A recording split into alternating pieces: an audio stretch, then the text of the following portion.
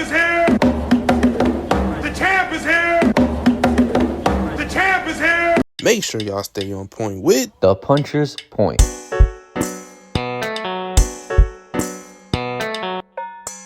What is good, y'all? Welcome back to The Puncher's Point. We are straight off of Usyk versus Fury 2, and as of right now, there is only one king in the heavyweight division, and that is Oleksandr Usyk. Oleksandr Usyk defeated Tyson Fury by unanimous decision this time. All three judges had it 116, 112, except for that one AI judge that had it 118, 112, which makes no sense at all. It's not even mathematically correct how that AI judge got that, but regardless, we're not going to talk about that. Now, before I get into the grading of the fight and the breakdown, I'm going to let y'all know how I had it. I had it 7 rounds to 5, Oleksandr Usyk, 115, 113. I feel like Usyk won the first round. Tyson Fury won rounds 2 through 5. 6 through 8 went to Usyk. Round 9 went to Tyson Fury. And then the championship rounds 10, 11, and 12, I gave all three of those rounds to Usyk. Now, let's get straight into it. First of all, we're going to start off with strategy. Now, overall, look, when you put two boxers together, you're bound to get a good strategy grade when both of these guys are on their game. And I can honestly say that a collective unit from Usyk and Fury, if we're talking about the strategy combined, I got to give it a 9, honestly. And the reason why is because when both of these guys are on, they are on. And this is a prime example of both guys being on their A game. I'm going to start off with Oleksandr Usyk. Oleksandr Usyk, what I believe won him this fight was that left hand. And in the prediction episode, that was one of the strengths that I mentioned, was that he has a very good left hand. That was one of the weaknesses I mentioned from Tyson Fury, is that he gets hit by a lot of southpaws, and a lot of southpaws cause him a lot of trouble. A lot of his knockdowns have came from southpaws, and it's not shocking that that left hand was finding home against Tyson Fury. Another thing about Usyk that I really didn't touch up on was he was doing a very good job of basically using straights to the body and basically being able to kind of use those straights to the body and kind of back up Tyson Fury a little bit. Now, the problem I had with Usyk in this fight was there came a point where he stopped going to the body. He started going more to the head. And that was probably his strategy as well, was to start off with the body, get Tyson Fury to drop his guard, and then come up to the head.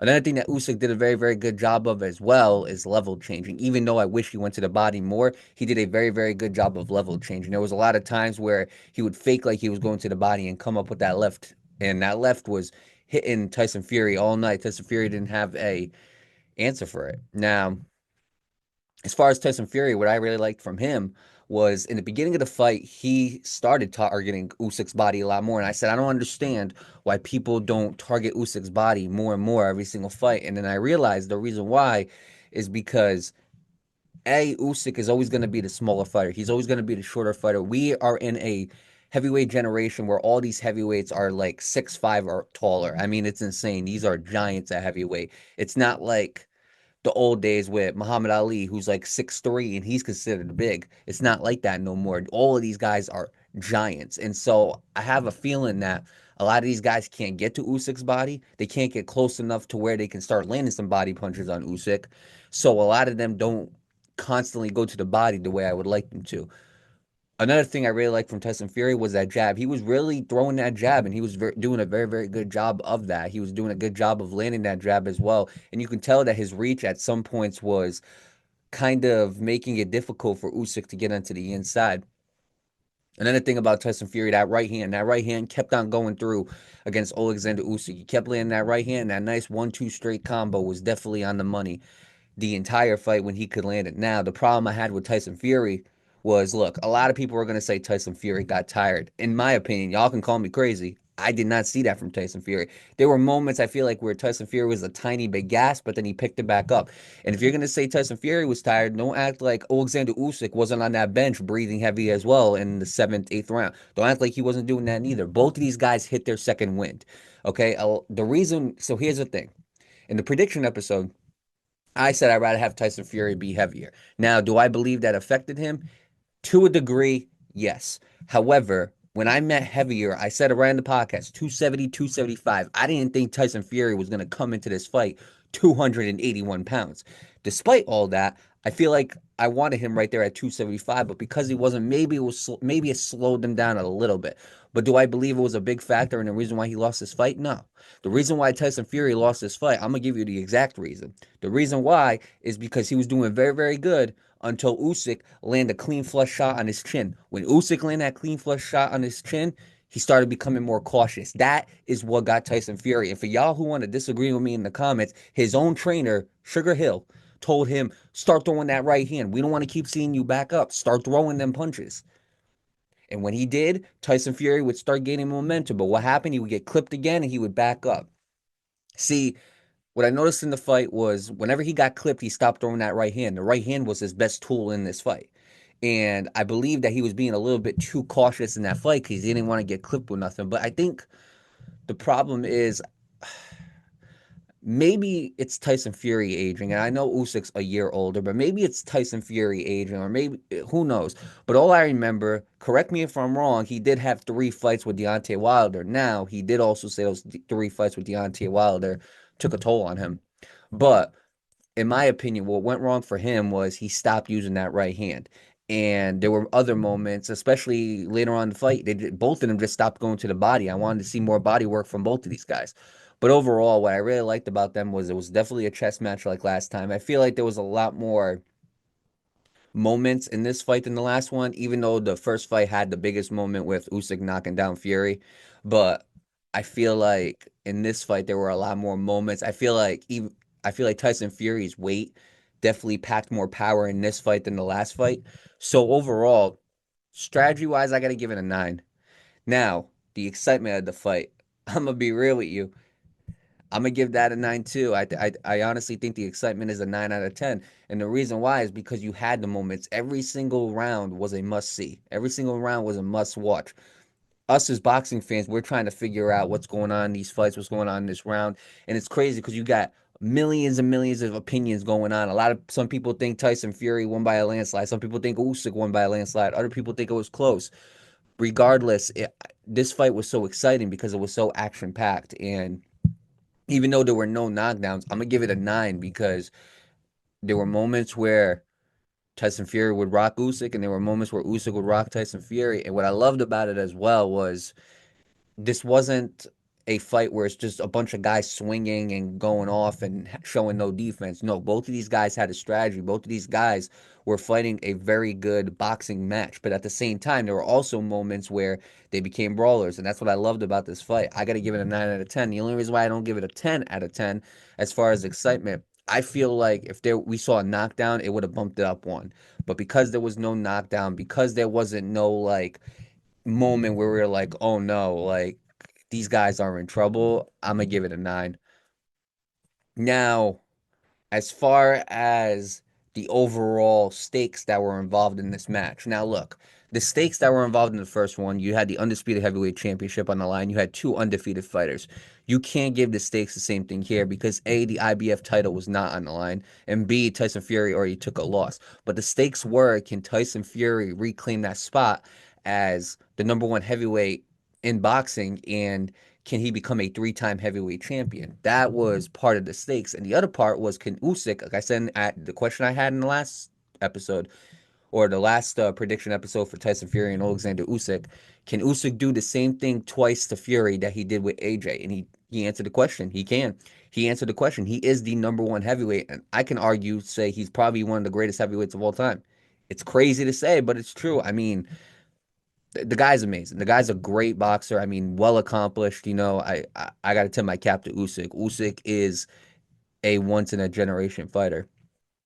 But the stakes, as far as the stakes, you have the WBO, the WBA, the WBC belt, the Ring Magazine belt, all on the line. Just no IBF championship.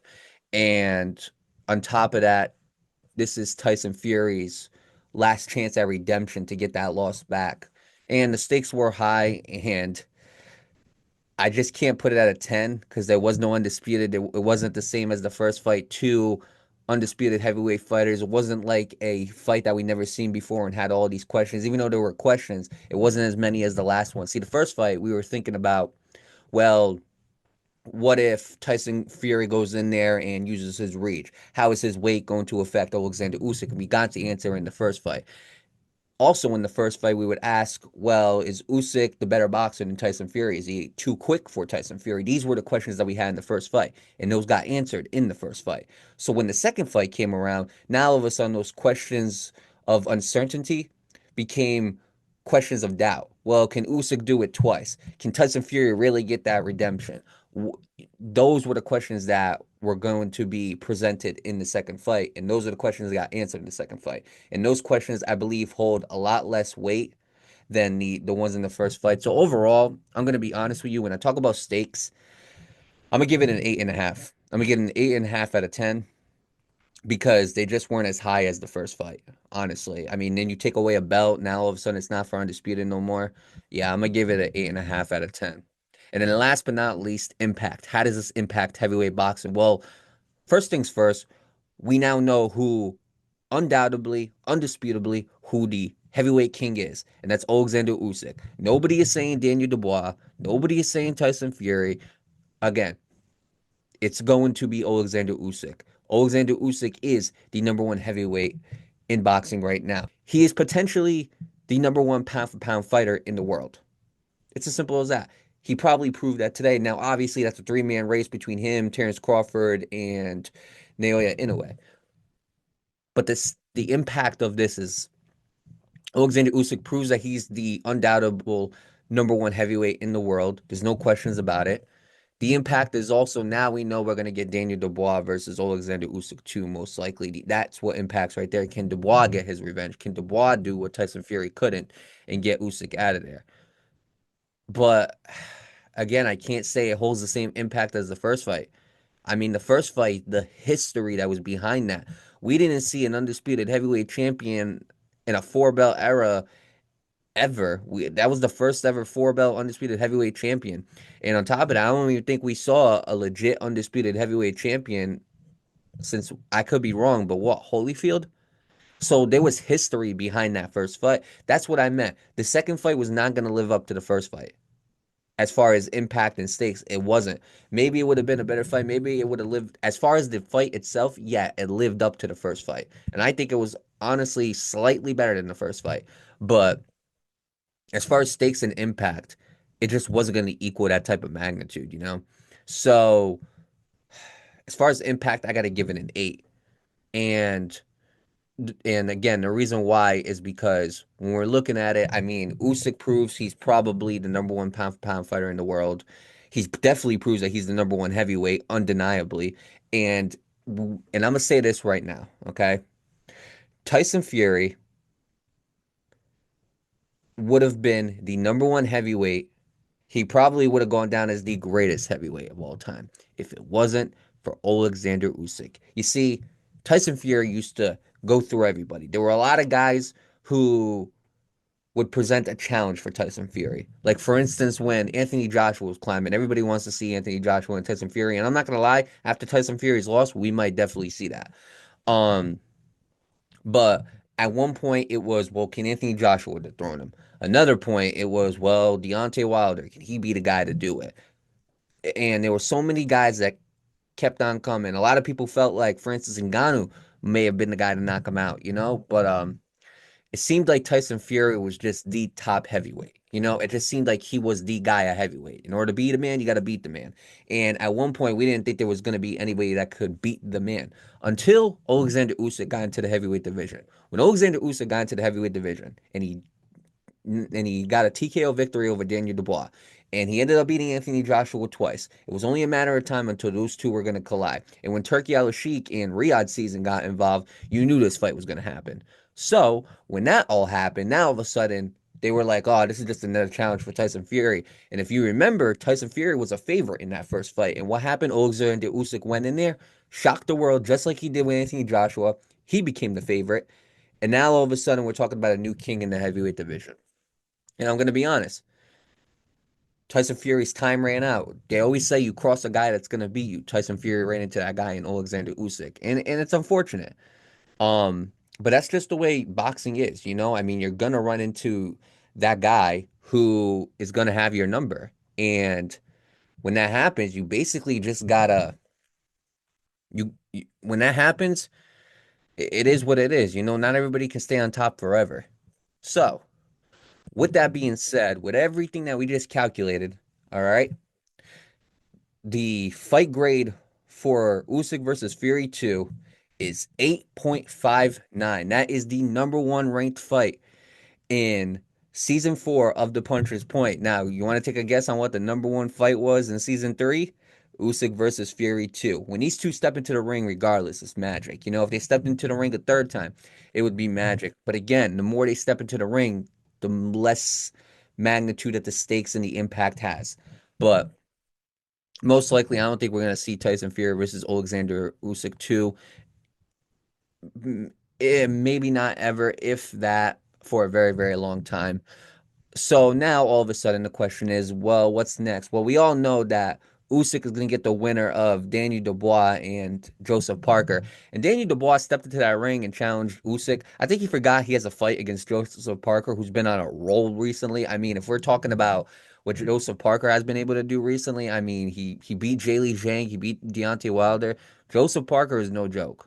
And this is going to be a big test for Daniel Dubois. Daniel Dubois better focus on Joseph Parker before he even starts worrying about Usyk. I know why he worries about Usyk, because Usyk gave him one of his losses, and I know he wants that back. He felt like he was robbed when he hit him in the body, and that was a body shot, by the way. He felt like he was robbed.